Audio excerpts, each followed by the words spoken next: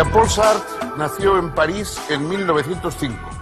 Narrador, autor teatral, ensayista y filósofo, marcó a fuego la cultura occidental de la segunda mitad del siglo XX. Según él, no hay una esencia humana a la que los individuos se ajusten. La existencia de cada uno, al ir realizando su libertad en las diversas situaciones que le toca vivir, determina su ser. Preocupado por la existencia del hombre concreto, Sartre expuso que el hombre es su libertad y alzó un llamado radical a la responsabilidad individual y al compromiso histórico.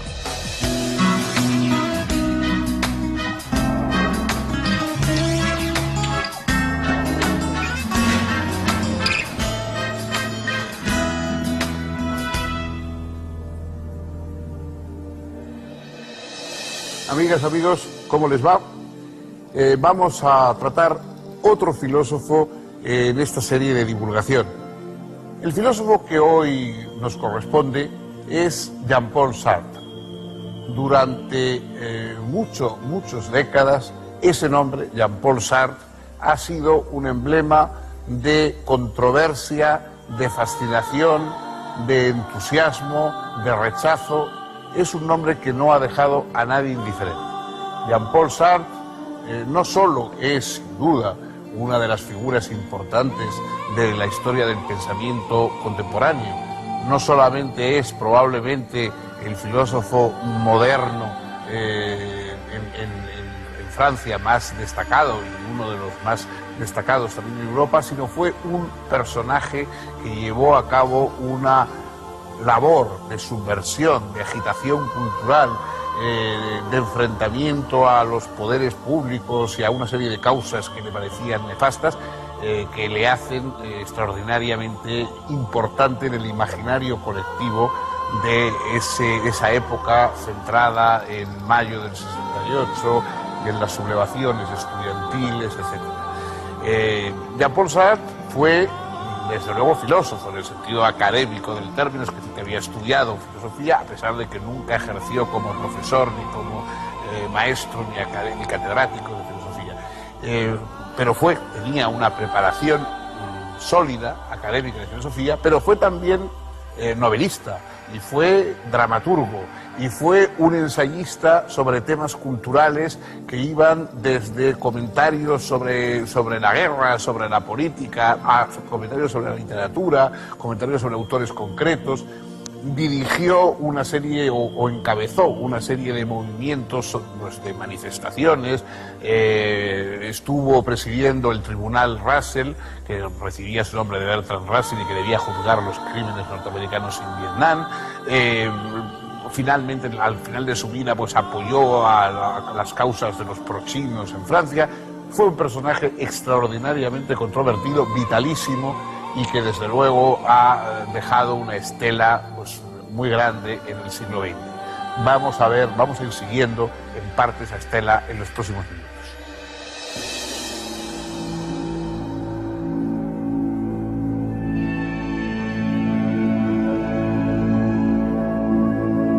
El padre de Sartre falleció cuando él tenía apenas 2 años. Quedó al cuidado de su madre y sus abuelos maternos, de apellido Schweitzer. Por ese lado de la familia, el pequeño Jean-Paul estaba vinculado al médico, músico y escritor Albert Schweitzer, ganador del premio Nobel. El abuelo de Jean-Paul dirigía un instituto de lenguas vivas. El niño pasó por varias escuelas, pero completó su enseñanza básica con maestros privados. En 1917, su madre contrajo nuevamente matrimonio, instalándose en La Rochelle, en cuyo liceo fue inscripto el joven Sartre. Luego de concluir el bachillerato, ingresó en la Escuela Normal de París, obteniendo allí en 1928 su título en filosofía. En esos años empezó a intervenir en la vida intelectual francesa. Publicó algunos textos y conoció a una muchacha que sería una de las más importantes ensayistas y narradoras francesas, Simone de Beauvoir. Estableció con ella una pareja decidida a no degenerar en obligación ni en costumbre. A partir de 1929, una vez cumplido su servicio militar, se dedicó a la enseñanza filosófica. A partir de 1932, comenzó a interesarse seriamente por la fenomenología. Entre 1933 y 1935, realizó estudios de posgrado en Berlín y Friburgo. Retornó luego a París, ejerciendo la docencia en el Lycée Condorcet.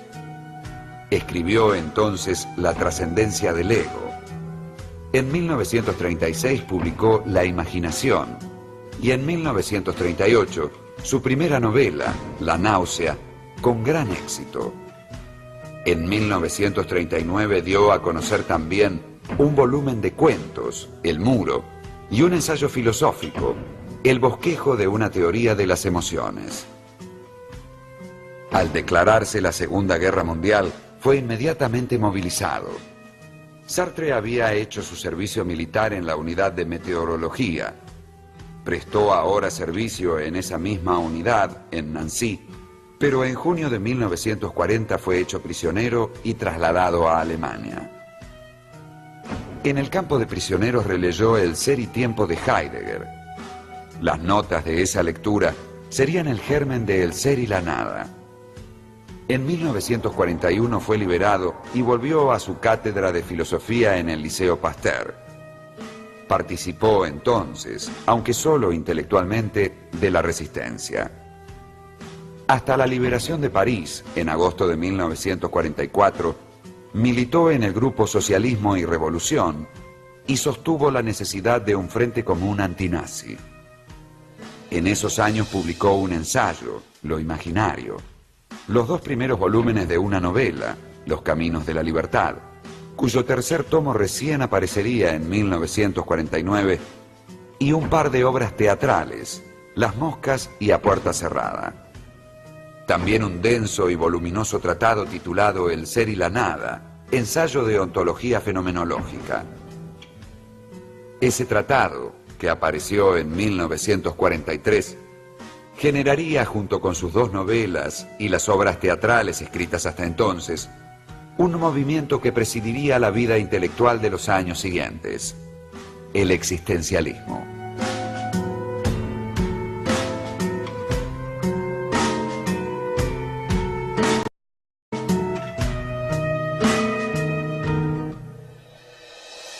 La obra más importante de Sartre es El ser y la nada. Es una obra extensa, compleja, llevada con un buen pulso expresivo. Sartre era un excelente escritor, también obtuvo el Premio Nobel de Literatura. Es verdad que a veces era un poco enmarañado, pero cuando quería era un escritor de primera fila. En El ser y la nada parte del establecimiento de dos ámbitos, digamos, en el mundo del ser, el ser en sí y el ser para sí. El ser en sí es una especie de magma sin fisuras, sólido, es el ser en el que no ha penetrado, digamos, la reflexión y la separación que la conciencia introduce. El ser en sí es la materia, el ser en sí es lo inerte, lo mecánico, y el ser para sí es precisamente allí donde la conciencia funciona. La conciencia funciona por aniquilación de contenidos. La conciencia funciona proyectando, digamos, una luz y diciendo esto no soy yo, y de alguna manera creando entonces la aniquilación sucesiva de contenidos. El ser en sí es el ser de lo que hay, de lo dado. El ser para sí es el ser característico del ser humano, de la conciencia humana. Y en esa conciencia humana, para él, cuando hace un análisis, porque toda su obra es un análisis más o menos detallado de él para sí, ese para sí ve que su auténtica esencia es la libertad. La libertad, es decir, la autocreación permanente.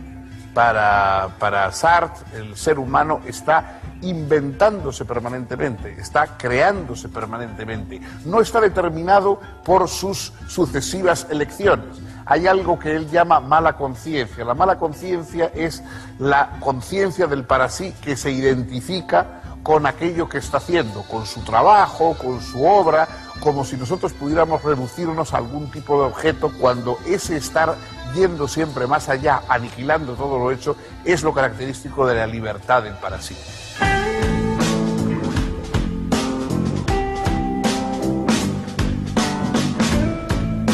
El ser y la nada supone un diálogo profundo y crítico con la tradición filosófica, desde Descartes hasta Heidegger, pasando por Hegel y Husserl. Explica allí Sartre que la conciencia, como ya lo había mostrado Husserl, es siempre conciencia de alguna cosa. Nace, pues, atraída por un ser que no es ella.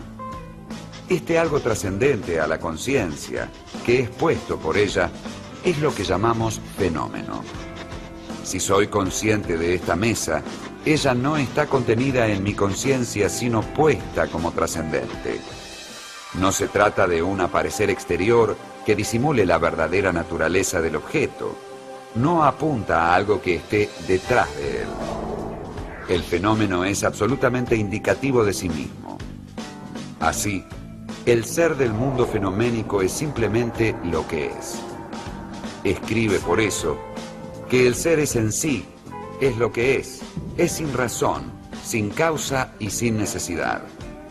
De tal modo, es absolutamente contingente y, por tanto, perfectamente gratuito, imprevisible y absurdo. El ser en sí es la total inmediatez de las cosas consigo mismas.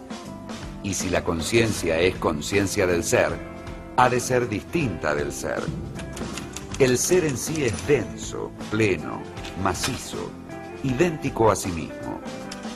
La conciencia es distanciamiento o separación respecto del ser. De suyo es no ser. Con ello, Sartre rechaza toda sustancialización de la conciencia.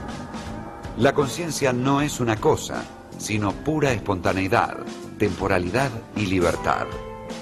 De hecho, el ser del hombre consiste en la libertad, que, en tanto nada de ser, no puede conocerse ni definirse. Una definición de algo es su esencia, pero en el hombre no hay una esencia a la que los individuos fácticos se ajusten. Más bien, la existencia de cada uno, al ir realizando su libertad en las diversas situaciones que le toca vivir, determina lo que es. Este es el sentido de la famosa frase de Sartre: en el hombre la existencia precede a la esencia. El hombre se hace a sí mismo. Su ser no está predeterminado. Lo que llega a ser depende de sus elecciones. La libertad pertenece a la estructura misma de la conciencia. En ese sentido, dice Sartre, se está condenado a ser libre. No se puede dejar de elegir y, por lo tanto, de estar expuesto al fracaso y al ser nada frente al mundo y ante los otros hombres. Esta libertad constitutiva se reconoce en la angustia. Es en la angustia donde el hombre comprende su ser como libertad originaria. Todas las elecciones particulares son dirigidas por una proyección del yo ideal, que puede ser, por supuesto, diferente del que ella cree que es su yo ideal. Así, todas las acciones de un hombre son libres, porque están contenidas en aquella original elección libre a la que Sartre llama proyecto. Pero el hombre puede disimular su libertad para enmascarar la angustia. Para ello me identifico con ciertos roles o con ciertas respuestas tomadas de otros y pretendo entender mi libertad solo como una propiedad entre otras. Digo que no puedo hacer esto o aquello, cuando en verdad debería decir que elijo no hacerlo. Esta es la estructura de lo que Sartre llama mala fe. Por otra parte, al analizar la temporalidad, Sartre señala que el hombre huye del ser que fue hacia el ser que será. Huye, pues, del ser hacia el ser. Pero esta huida del hombre solo acaba en la muerte, que es la imposibilidad de todas sus posibilidades. Según Sartre, el hombre aspira contradictoriamente al proyecto ideal de ser el en sí para sí, el consciente autofundado, o por decirlo de otro modo, Dios. Ser hombre es tender a ser Dios, porque el hombre es fundamentalmente deseo de ser Dios. Este proyecto imposible hace del hombre una pasión inútil. El hecho es que, mientras vive, el para sí no es más que su huida hacia sus posibilidades. Por ello, tiene que hacerse. Ser para él es elegirse.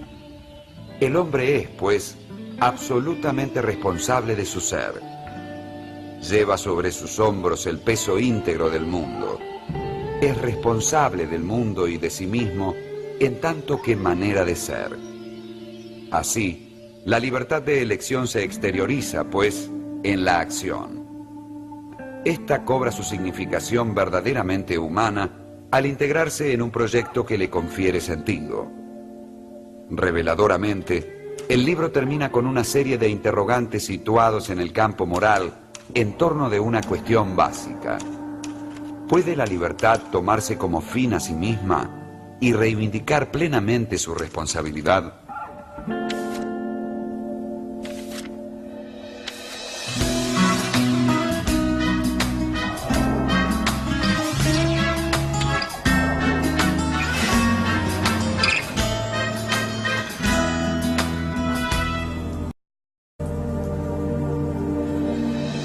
Según fue avanzando a lo largo del tiempo, la obra de Jean-Paul Sartre se fue preocupando más y más existencialmente del ser humano. Él es autor, a diferencia de otros como el propio Unamuno, como Heidegger, que se resisten a la etiqueta de existencialistas.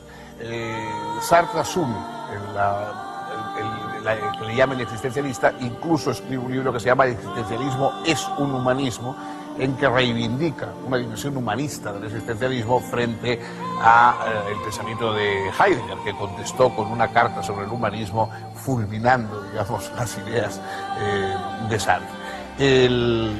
Esa preocupación por el ser humano quizá esté más presente en las obras teatrales y las novelas de Sartre, más que en su propia obra filosófica. En las obras dramáticas, por ejemplo, hay algunas que giran en torno al conflicto hombres-dioses, ¿no? Para Sartre, la idea de un dios es contradictoria, porque un dios sería a la vez en sí y para sí, carecería de fisuras y tendría esa solidez eterna de lo dado materialmente, y a la vez tendría conciencia, lo cual es contradictorio. Entonces, Dios es una figura contradictoria, pero le sirve a Sartre para estudiar en algunas obras dramáticas, por ejemplo, Las moscas, El diablo y el buen Dios, etcétera, ese confrontamiento del hombre con ese otro en sí que también sería para sí, que es la divinidad, por inventada que esté. Y llega a la conclusión de que si existiera tal divinidad estaría tan solitaria y quizá tan angustiada como lo estamos nosotros. Los seres humanos vivimos en una angustia frente a la muerte y también frente a los demás. Hay una de sus obras más famosas, We Close, a puerta cerrada, que traduce normalmente, en el cual lanza una frase conocida: el infierno son los otros.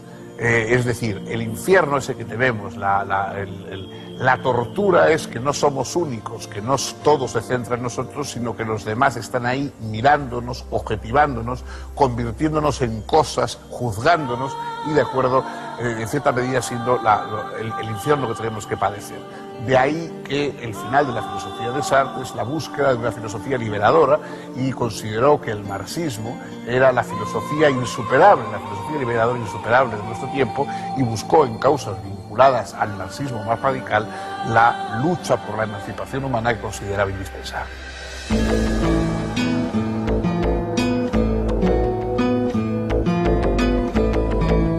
En 1945, Sartre y su amigo, el filósofo Maurice Merleau-Ponty, fundaron Le Temps Moderne, una de las revistas más importantes de la posguerra. Sartre decidió abandonar la actividad docente y vivir de su trabajo como escritor. En ese año pronunció también su célebre conferencia El existencialismo es un humanismo. En ella defendió la necesidad del compromiso histórico más allá de toda ilusión, porque, según expresó entonces, no es necesario tener esperanzas para obrar. En los años siguientes escribió numerosos artículos sobre infinidad de temas y presentó varias obras teatrales. También dio a conocer importantes trabajos teóricos, entre los que deben mencionarse Baudelaire, Saint-Genet, comediante y mártir, cuestiones de método, materialismo y revolución, qué es la literatura y en especial la crítica de la razón dialéctica, obra que intentó realizar la síntesis de existencialismo y marxismo. Sartre se había acercado al Partido Comunista durante la década del 50, pero se apartó de él en 1956 a causa de la invasión soviética a Hungría. En esa época escribió El fantasma de Stalin. No obstante, se siguió sintiendo cercano al marxismo. En 1964 se le concedió el Premio Nobel de Literatura, que rechazó por considerarlo un reconocimiento burgués. En cambio, en 1967, aceptó asumir la presidencia del Tribunal Russell, constituido en Estocolmo para juzgar los crímenes de guerra estadounidenses en Corea y Vietnam. A partir de los sucesos de mayo de 1968, Sartre defendió la necesidad de una organización a la izquierda del Partido Comunista. Se vinculó de ahí en más a grupos de extrema izquierda. Comenzó a ser tildado de utópico. En alguna ocasión se definió curiosamente como maoísta libertario. Publicó aún Las Palabras y los 3 volúmenes de El idiota de la familia, además de numerosos artículos. Después se vio obligado a detener su actividad por razones de salud. Sartre estaba ciego de un ojo desde los 3 años. Ahora, al sufrir una hemorragia detrás del ojo sano, quedó imposibilitado de leer o escribir. En adelante, su obra será solo oral, entrevistas, alocuciones públicas, diálogos, declaraciones. A su lado siempre estaría su amiga y compañera Simone de Beauvoir. Víctima de un edema pulmonar, Jean-Paul Sartre murió en París el 15 de abril de 1980. Más de 20.000 personas formaron parte del cortejo fúnebre. Su figura dominó la segunda mitad del siglo XX como la de un pensador y escritor insobornable en la afirmación de la libertad y en la exigencia del compromiso.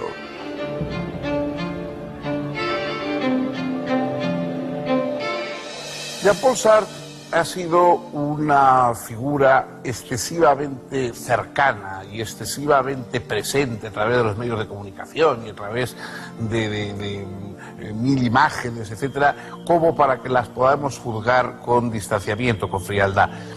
Su impacto en su época fue extraordinario, sobre todo su impacto personal, su impacto, digamos, como líder de opinión. Se convirtió en un icono cultural.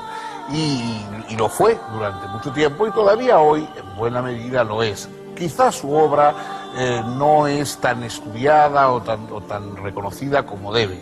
Quizá hay obras suyas, como toda la crítica de la razón dialéctica, su visión del marxismo, que es improbable que hoy suscite muchas adhesiones o lectores.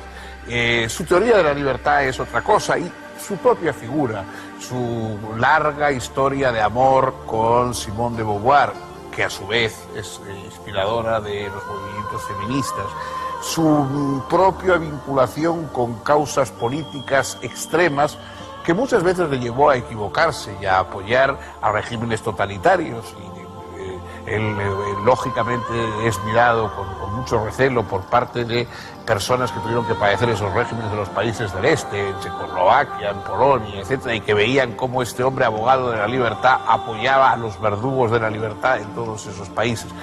Sin embargo, hay dentro de toda su cadena de equivocaciones prácticas en la política y de quizá pues planteamientos que hoy nos pueden resultar mucho menos convincentes de lo que fueron en su tiempo, hay en Sartre una especie de generosidad, hay una especie de generosidad, de fuerza, de entrega que le hace aceptable, que no, incluso no compartiendo muchas de sus ideas o de sus tomas de posición, es difícil dejar de sentir que había ahí algo vigoroso y algo próximo al humano y algo que uno puede sentir como cercano y como necesario. Yo creo que esa generosidad de Sartre, acompañada de una enorme inteligencia y de estudios puntuales sobre temas, sobre autores, ideas y reflexiones sobre el cine o sobre la novela, que siguen siendo necesarias, pero sobre todo, digamos, en su figura yo creo que queda esa generosidad que será recuperada, me parece, con el tiempo, y aunque hoy Sartre no está en primera línea, y a pesar de que es difícil que la gente comparta el título que Bernard-Henri Lévy da a su biografía de Sartre, titulándola El siglo de Sartre, sin embargo yo creo que su figura, su ejemplo incluso intelectual puede quedar. En cualquier caso, hasta aquí hemos llegado, transmitiéndoles esta historia, esta perspectiva. El próximo día otra, junto con ustedes, con su compañía, como siempre, para analizar otro filósofo.